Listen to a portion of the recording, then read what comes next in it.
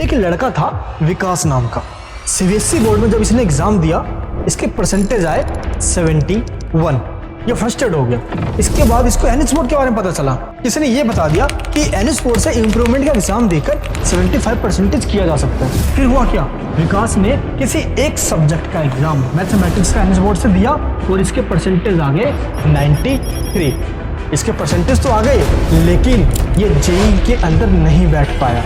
क्यों, अभी आपको मैं बताने वाला हूँ। और इसने और लोगों को जाके बता दिया कि एनएस बोर्ड ये है वो है, एनएस बोर्ड में एडमिशन मत लो। और ये सिर्फ विकास के साथ नहीं, विवेक के साथ भी हुई। विवेक की जब ईयर आ गई सीबीएसई बोर्ड के अंदर, ये फिर एनएस बोर्ड के अंदर आया एग्जामिनेशन देने के लिए, लेकिन विवेक फिर से फेल हो गया और इसका एडमिशन तक रिजेक्ट हो गया। इसी कारण से विकास और विवेक की तरह कई सारे स्टूडेंट्स इस बार भी फेल हुए हैं और वो इतने फ्रस्ट्रेटेड हैं, जल्दबाजी के चक्कर में कहीं वो ऐसी जगह ना चला जाए जो उनको मिसगाइड करते, सही से गाइडेंस ना दे पाए और विवेक और विकास की तरह फ्रस्ट्रेटेड होकर कहीं वो डिप्रेशन ना चला जाए और वो सबसे यही कहे कि एनएस बोर्ड बेकार है, एडमिशन मत लो। लेकिन ऐसा बिल्कुल नहीं है। एनएस बोर्ड भारत का 3rd लार्जेस्ट बोर्ड है। कैसे आप एनएस बोर्ड में एडमिशन लेके ईयर बचा सकते हो? मैं खुद एनएस बोर्ड के लिए 10 साल से काम कर रहा हूँ। पहले कई सारे टीचर से बात करता हूँ, कई सारे टॉपर से बात करिए। मैं खुद एनएस बोर्ड के स्टूडेंट से बात करके उनको गाइडेंस करता हूँ, प्रॉब्लम को सोल्व करता हूँ। हजारों एडमिशन हर साल करते हैं और ये देखिए रिजल्ट उनको पास भी करवाते हैं। रिजल्ट आने के बाद आप भी बहुत दुख में हो ना, तो बिल्कुल टेंशन मत लेना। आज मैं आपकी ये फ्रस्ट्रेशन, ये टेंशन बिल्कुल दूर कर दूंगा। चाहे परसेंटेज कम हो तो वो भी बढ़ जाएंगे, फेल हो तो पास भी हो जाऊंगा। मैं मनीष वर्मा, आप सभी का स्वागत है हमारे चैनल पे। सबसे पहले आपको मैं ये बताऊं कि इनके साथ ये घटना क्या हुई थी जिसकी वजह से ये कहने लगे और लोगों को कि एडमिशन मत लेना। हुआ क्या था, देखिए एनएस बोर्ड में जब आप एग्जाम देते हो तो 2 तरीके के एग्जाम होते हैं। पहला एग्जाम होता है पब्लिक एग्जामिनेशन। इस एग्जाम्स के अंदर आप चाहे फेल हो गए तो भी एग्जाम दे सकते हो या आप इंप्रूवमेंट करवाना चाहते हो तो भी एग्जाम दे सकते हो। पब्लिक एग्जाम में टोटल आप 5 सब्जेक्ट का भी एग्जाम दे सकते हो इंप्रूवमेंट के लिए। और दूसरा होता है ऑन डिमांड एग्जामिनेशन। जो स्टूडेंट फेल हो जाते हैं वो ऑन डिमांड में भी एग्जाम दे सकते हैं। ऑन डिमांड का एग्जाम जून से सितंबर और जनवरी से मार्च के बीच में होता है और पब्लिक एग्जाम अप्रैल और अक्टूबर, बस 2 ही मंथ में होता है। और ऑन डिमांड में इंप्रूवमेंट के लिए मैक्सिमम 4 सब्जेक्ट में ही एग्जाम दे सकते हैं, 4 से ज्यादा नहीं दे सकते। और आपको यही पता होना चाहिए कि एनएस बोर्ड में अगर आप 4 सब्जेक्ट के एग्जाम दोगे तो आपको मार्कशीट नहीं मिलेगी। फिर इस केस में क्या होता है, आपके पास एनएस बोर्ड का एक मार्कशीट हो जाता है और एक दूसरे अदर बोर्ड का, चाहे सीबीएसई बोर्ड का एक मार्कशीट हो जाता है। तो आपके पास 2 मार्कशीट हो जाते हैं, 2 सर्टिफिकेट हो जाते हैं। फिर आप कहीं पे जाओगे तो आपको 2 सर्टिफिकेट लगाना होगा। और आपको पता है ये चीज जेईई के अंदर एक्सेप्टेड नहीं है और ये विकास को नहीं बताया गया, जिस कारण से इसका पूरा ईयर बेकार हो गया। इसने क्या किया, मैथमेटिक्स का एक सब्जेक्ट का एग्जाम एनएस बोर्ड से दिया और इसका परसेंटेज तो आ गया 75, लेकिन वो किसी काम का नहीं रहा। कई बार स्टेट एलिजिबिलिटी को लेकर भी बच्चों को बताया नहीं जाता, बहुत दिक्कत आती है। मैं आपको सब कुछ बता देता हूँ। देखिए विवेक के साथ भी ईयर वाली घटना हुई थी, लेकिन ये पास हो गया था। कैसे, ये देखिए जब इसके सीबीएसई बोर्ड के अंदर ईयर आई तो इसने एनएस बोर्ड से एग्जाम दिया और इसके परसेंटेज भी आ गए, लेकिन स्टेट एलिजिबिलिटी के बारे में किसी ने बताया ही नहीं। जब आप जेईई का फॉर्म भरोगे ना तो उसमें स्टेट एलिजिबिलिटी मांगा जाता है, तो उस टाइम आपको स्टेट बताना होता है और विकास को ये पता ही नहीं था। जब उसका आई कार्ड आया ना तो देखिए यहाँ पे लिखा होता है एड्रेस, ये देखिए ये यहाँ पे ब्लैंक हुआ पड़ा। तो विकास को लगा यहाँ पे तो कोई एड्रेस लिखा है नहीं। जैसे देखिए और स्टूडेंट के यहाँ पे स्टडी सेंटर का एड्रेस लिखा होता है और स्टडी सेंटर का जो एड्रेस है जहाँ पे स्टडी सेंटर है वही आपकी स्टेट एलिजिबिलिटी बनती है। कैसे, मैं अभी आपको सब कुछ बताने वाला हूँ। तो दिक्कत यहाँ पे ये हुई कि विकास के यहाँ पे एड्रेस नहीं था, बाकी स्टूडेंट्स के इस आई कार्ड के नीचे एड्रेस लिखा हुआ था और विकास को इसी के बारे में नहीं पता था, जिस कारण से स्टेट एलिजिबिलिटी डिसाइड नहीं हुई और उसका पूरा ईयर बेकार हो गया। तो चलिए आपको मैं बिल्कुल शुरुआत से बताता हूँ। एक चीज मैं आपको पहले बता दूं, आपके पास टाइम है ना तो इस वाले वीडियो को देखना। अदरवाइज जैसे आप भटक रहे हो ना, इसकी वीडियो देख लेता हूँ, इसकी लाइव सेशन देख लेता हूँ, और वहां कमेंट कर देता हूँ, वहां मैसेज कर देता हूँ, तो वही काम कर लीजिए, सही रहेगा। क्योंकि मैं देख रहा हूँ बहुत सारे बच्चे फ्रस्ट्रेटेड है और आपके इसी टेंशन का, फ्रस्ट्रेशन का कोई फायदा उठा लेगा।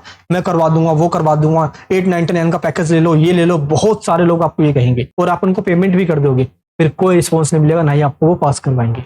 सही से समझना जो अब मैं आपको बता जा रहा हूँ। देखिए जो हमारा सेंटर है ये एनएस बोर्ड का ऑथराइज सेंटर है। और ऑथराइज सेंटर का मतलब ये होता है कि जेन्युइन एडमिशन हम आपको करके देते हैं और फाइनली इस तरीके से रिजल्ट लाकर गारंटेड पास भी करवाते हैं। बस ये आप ध्यान रखना। चलिए कैसे क्या होता है मैं आपको बताता हूँ। आपको सबसे पहले जेईई बुलेटिन इंफॉर्मेशन को उठाना है। देखिए इसके अंदर एक लाइन लिखी हुई है, लिस्ट ऑफ क्वालिफाइंग एग्जामिनेशन।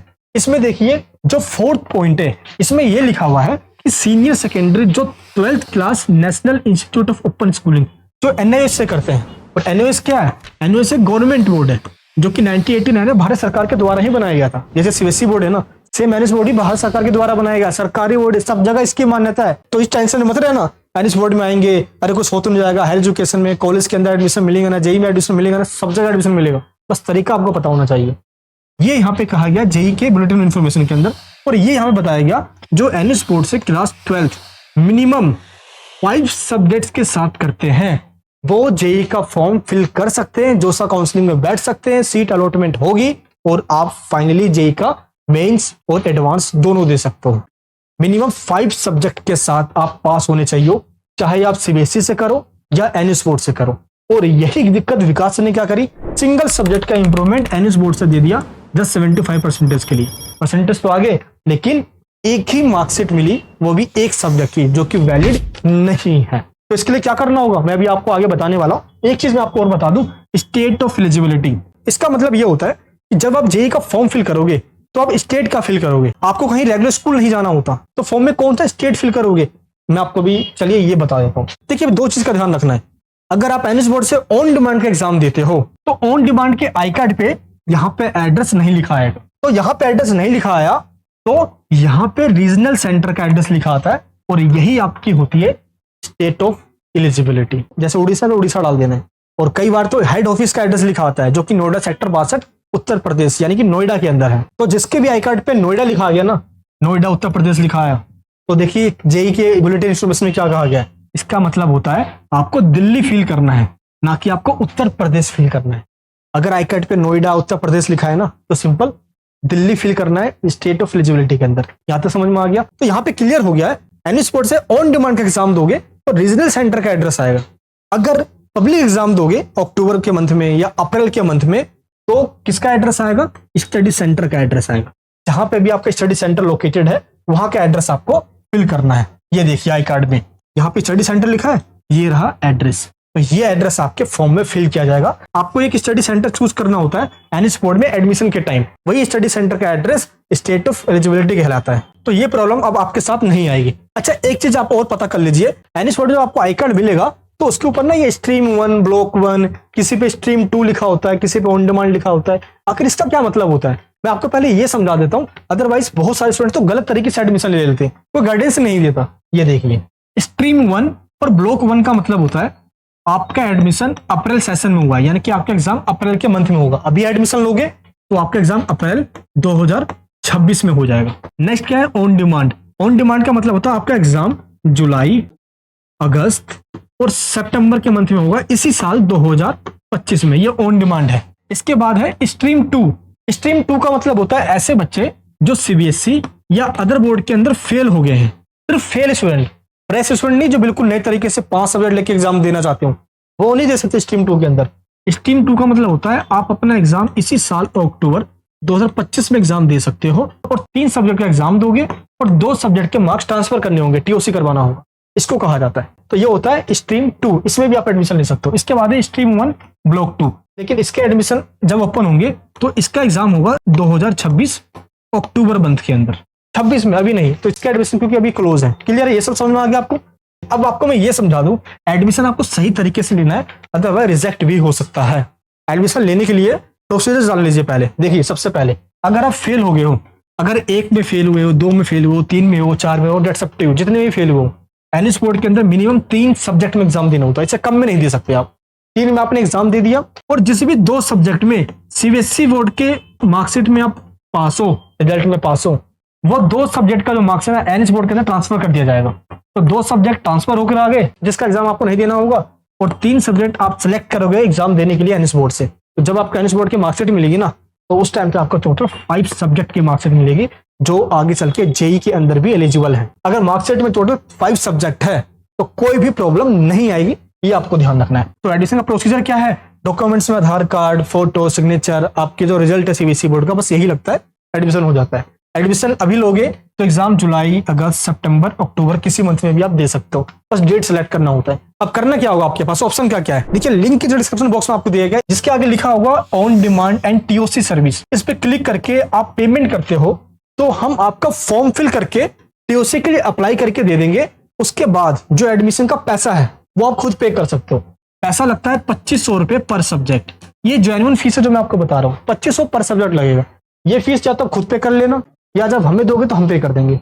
लेकिन ये जो 1000 हम आपसे लेते हैं इसमें हम आपका फॉर्म फिल करके आपको दे देंगे। बस पेमेंट वाले ऑप्शन पे आप खुद पेमेंट कर लें, आपकी मर्जी है। लेकिन आप चाहते हो कि नहीं सर हमें ग्रेजुएट पास होना है, बस 75% चाहिए, आपके गाइडेंस में चाहिए, क्योंकि हम सिर्फ एडमिशन नहीं करते। ये देखिए हमारे टीचर्स देखिए ऐसे पढ़ाते हैं, जैसे मैं आपको यहाँ समझा रहा हूँ ना वैसा ही समझाऊंगा आपके एग्जाम्स के लिए।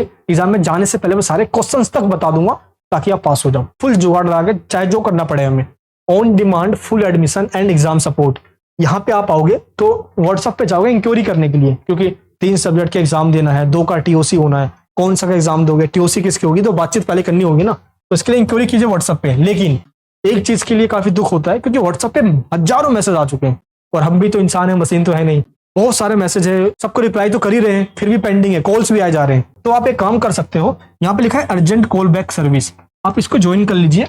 मात्र 49 रुपीज देना होता है ताकि अर्जेंट जिसको है ना, सिर्फ जो अर्जेंट वाले हैं वो यहाँ पे करके अर्जेंट कॉल आपके पास आ जाएगा, आप उनको सारी प्रॉब्लम बता देना। अदरवाइज आप थोड़ा सा वेट कीजिए, आप दिए गए इस नंबर पर व्हाट्सअप कीजिए और व्हाट्सअप भी कर सकते हो, लेकिन थोड़ा सा डिले होगा, देखिए टाइम लगेगा क्योंकि बहुत सारे बच्चे हैं यहाँ पे। या फुल एडमिशन चाहते हो, फुल सपोर्ट चाहते हो, तो आप सिंपल इस पे भी ज्वाइन कर लीजिए। बस आप उनको बोल देना है कि मुझे फुल एडमिशन लेना है, एग्जाम सपोर्ट भी चाहिए, इसमें ज्वाइन कर लीजिए आप, कोई दिक्कत नहीं है, वो आपको कन्वर्ट करवा देंगे। उनको आप ये बता देना, ठीक है, ये भी हो सकता है। लेकिन अगर आप पास तो हो लेकिन आपके 75% नहीं है, तो इस केस के अंदर आप अपने परसेंटेज को जो कम है उसको 75 से प्लस कर सकते हो। लेकिन अगर आप इंप्रूवमेंट के लिए सिर्फ 1 या 2 सब्जेक्ट का एग्जाम दोगे तो मार्कशीट भी आपको उतनी ही सब्जेक्ट की मिलेगी। मान लो आपने 2 सब्जेक्ट का एग्जाम दे दिया एनएच बोर्ड से जस्ट मार्क्स इंप्रूवमेंट के लिए, तो मार्कशीट भी आपको 2 ही सब्जेक्ट की मिलेगी। बच्चों का जो 3 सब्जेक्ट है उसके लिए आपको सीबीएसई बोर्ड का मार्कशीट ही यूज करना होगा, तो आपके पास 1 नहीं, आपके पास टोटल 2 मार्कशीट हो जाएंगे।